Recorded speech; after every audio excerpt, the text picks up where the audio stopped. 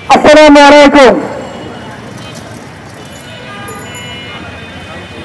আপনারা সকলে জানেন, রাজপথে না আসলে, রাস্তায় নেমে দু চারটা মানববন্ধন কিংবা বিক্ষোভ মিছিল না করলে এই বাংলাদেশে কোনো কিছু আদায় করা সম্ভব নয়।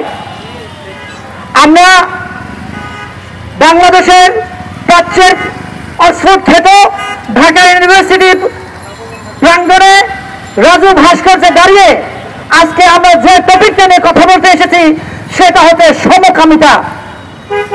আপনারা সকলে জানেন সমকামিতা কাদের এজেন্ডা।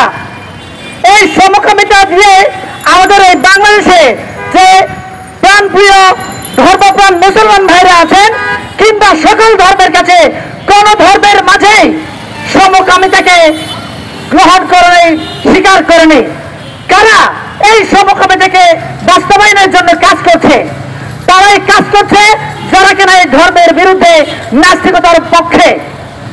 পাশাপাশি আপনাদেরকে আজকে দুঃখের সাথে বলতে চাই, আমাকেও ঠিক তেমনি এই পুরো বাংলাদেশের মানুষকে, ধর্মপ্রাণ মানুষদের মাঝে যেমনটা করে ধর্মের কাছ থেকে দূরে সরিয়ে দেওয়ার জন্য, বিচ্ছিন্ন করার জন্য, সমকামিতাকে বাস্তবায়নের জন্য কাজ করছে, পাশে তেমনি আমার এই পার্বত্য চট্টগ্রামেও আমাকে আদিবাসী উপজাতি বানিয়ে আমার জাতিসত্তাকে মুছে ফেলার জন্য পশ্চিমা রাষ্ট্রগুলো কিন্তু উঠে পড়ে লেগেছে। আমার জাতি ভাইরা এই বিষয়ে অনেকে জানেন না, অনেকে বুঝেন না। না বুঝে না শুনে এরা আদিবাসীকে প্রমোট করছে, নিজেদেরকে দাবি করার চেষ্টা করে আমি আদিবাসী, আমি উপজাতি নই। আমি বারে বারে বলার চেষ্টা করি আমাদের নিজস্ব জাতির পরিচয় রয়েছে।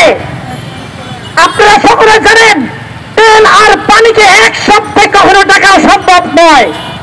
আপনাদের কাছে প্রশ্ন করি আমি, তেল আর পানিকে কি এক শব্দে ডাকা সম্ভব? সম্ভব নয়। ঠিক তেমনি এই বাংলাদেশে 50টা জাতিকে এক শব্দে যদি ডাকতে চান তাহলে আপনাকে ডাকতে হবে বাংলাদেশি। এক শব্দে যদি ডাকতে চান ডাকতে হবে বাংলাদেশি। এই শব্দের বাইরে অন্য কোন শব্দকে যারা প্রমোট করতে চান তারাই রাষ্ট্রদ্রোহী, তারাই এই দেশকে পশ্চিমার কাছে বিক্রি করতে চায়, আমার পার্শ্ববর্তী রাষ্ট্রের কাছে বিক্রি করতে চায়। আমি দেখতে পাচ্ছি যে ডাকসু ইলেকশন আছে, এই ইলেকশনকে কেন্দ্র করে অনেকেই আমাকে সার্টিফিকেট দেওয়ার দায়িত্ব নিয়ে নিয়েছে।